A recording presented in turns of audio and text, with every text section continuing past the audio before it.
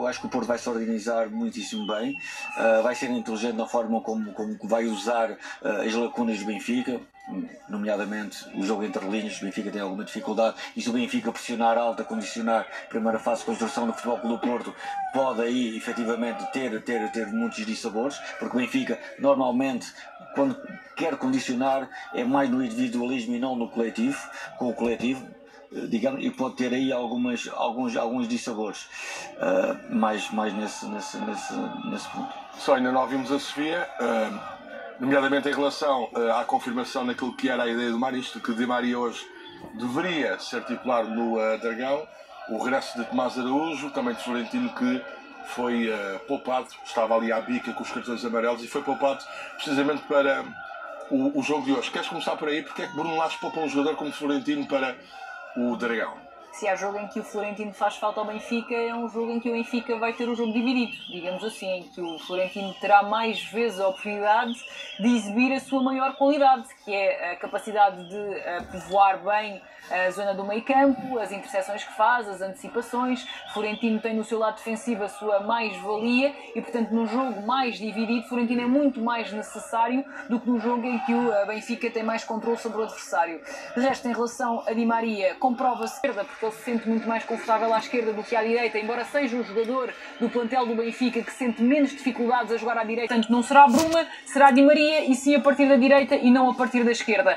Eu, independentemente da escolha de Bruno Lage, tenho exatamente a mesma opinião. Acho que, independentemente de estarmos a falar de um jogador com todo o talento, etc., acho que não torna a equipa tão harmoniosa. Agora, claro que do ponto de vista individual é um jogador que tem capacidade, digamos assim, para, como disse o Manis, virar um jogo de pernas para o ar de um momento para o outro. Não há nenhuma dúvida sobre isso, ele já o fez inúmeras vezes ao longo da sua carreira. Estranho, sim, claro, obviamente, o facto do Bruma estar no banco, mas entre Bruma e Aktürkoğlu, e essa pergunta não foi aqui referida porque partimos sempre do princípio de que o Bruma fosse o titular, entre Bruma e o Aktürkoğlu, parecia-me mais ou menos natural que fosse o Aktürkoğlu a titular, porque o Bruma não tem essa capacidade de fazer a compensação no corredor esquerdo. Acho que o Aktürkoğlu vai muitas vezes tentar ajudar o Carreras. O turco já agora vem de um ótimo jogo na frente ao Farense, 2 golos e uma assistência. Sim, também conta, mas o resto até estava a atravessar um período na temporada em que não estava a fazer exibições por aí além. Aliás, o Aktürkoğlu veio claramente de mais a menos ao longo da temporada, e está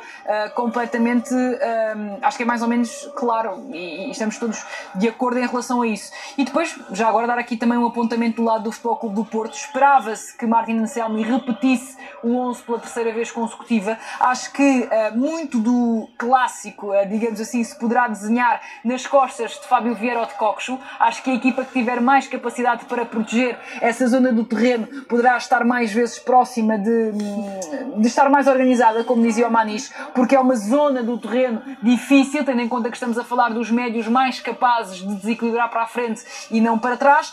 Vamos ver como é que coletivamente as equipas também conseguem suprimir essas lacunas individuais. Florentino, de resto, é um jogador que tem mais capacidade do que Alan Varela nesse particular. Mas, sinceramente, acho que Martin Anselmi faz bem em repetir o 11, porque colocando aqui mais um central daria um bocadinho a ideia de que poderia estar a pensar demasiado no adversário. Certo. E acho que o Porto hoje, acima de qualquer outra coisa, discute aqui e vai aqui entrar em campo também e, sobretudo, na minha opinião, para vincar uma identidade, e isso para Martin Anselmi já percebemos que é bastante importante. Sim, e ao fim e ao cabo também, mesmo que por esta altura possamos pensar que em relação ao título as coisas já estarão difíceis, a verdade é que ainda há objetivos, nomeadamente, claro, pelo menos chegar a um lugar de Liga Europa. Ainda em relação ao 11 do Benfica e também ao banco de suplentes, porque também é importante pensarmos que durante o jogo, de facto, o Benfica tem muito mais opções do que propriamente o Futebol Clube do Porto. E disso já sabíamos.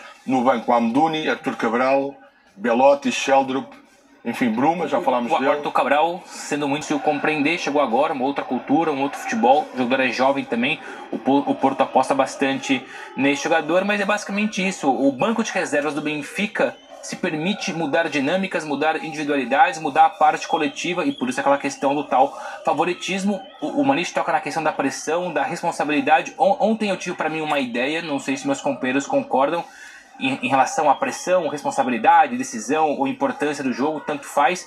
O Benfica não ser campeão, esta época, especificamente essa época, não é um absurdo.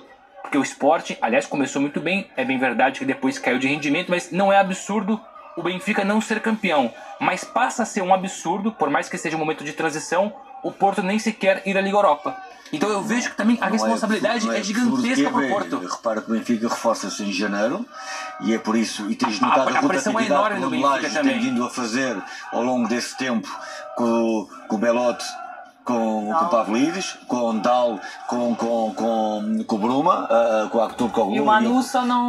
Enfim, só não... exatamente. Não, é que a gente fala muito da importância do Benfica, essa partida, porque se perde ou se empata, o Sporting estica. Mas é uma responsabilidade tremenda para o Porto também. O Sporting ainda nós não sabemos se vai ganhar amanhã. O Braga também não sabemos se vai ganhar do Sporting ou não. Eu só acho que no mundo normal não se imagina um Porto fora até mesmo da Liga Europa. E por isso é um Porto que hoje vai atacar muito mais que o Benfica. É um Porto que vai começar a pensar muito mais nos 3 pontos do que propriamente o Benfica. Eu acho onde eu quero chegar. Dos primeiros minutos. Para avançarmos também agora ali para o outro ponto de análise do estúdio da CNN Portugal. Já conhecemos as peças que vão estar neste tabuleiro, que é o relevado do Estádio do Dragão.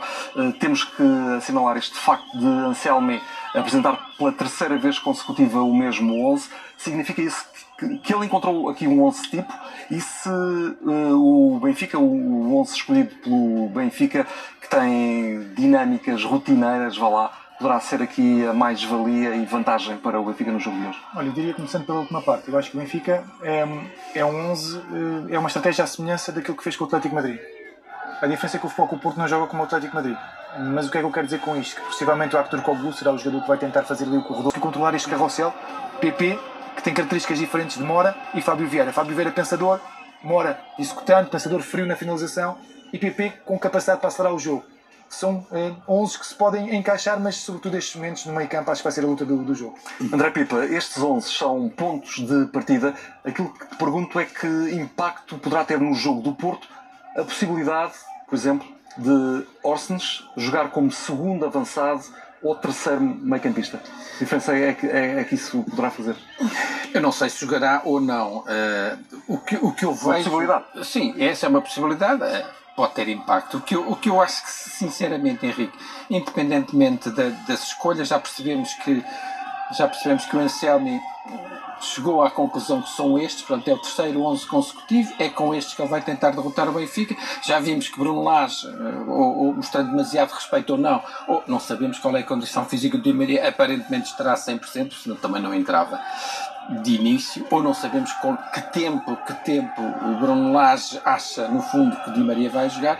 Seja como for, e aqui pegando no que a Sofia disse, uma coisa é certa: o Benfica tem mais material para poder mexer com o jogo e inclusivamente até para neutralizar eventuais surpresas da parte do Porto. Também não devem ser assim tão grandes como isso. Acho que as equipas se conhecem bem, estão estudadas. A equipa do Benfica, no fundo, uma coisa, o Bruno Lage safa-se das críticas de então tu vais jogar ao Dragão e deixas de Maria de Mar. Ele não deixou. Portanto, no fundo, este tridente do Benfica de hoje é o tal que é responsável. O que me parece, e isso é importante, e é bom frisar isso, é que há uma diferença. Até admite que 11 por 11 o do Porto possa ser um 11 capaz de causar problemas sérios ao Benfica. Agora, realmente, no banco, eu acho que isso é importante, não é? Isso é importante. O Benfica pode realmente fazer a diferença. Vamos ver o que o jogo dá. Não me parece que o Benfica vá ser surpreendido em nenhum momento do jogo. Nem me parece também que, se o Anselmi fez bem o trabalho de casa, que o Benfica possa surpreender muito. Vamos ver agora como é que isto encaixa, quem marca primeiro e, sobretudo, quem dá o primeiro sinal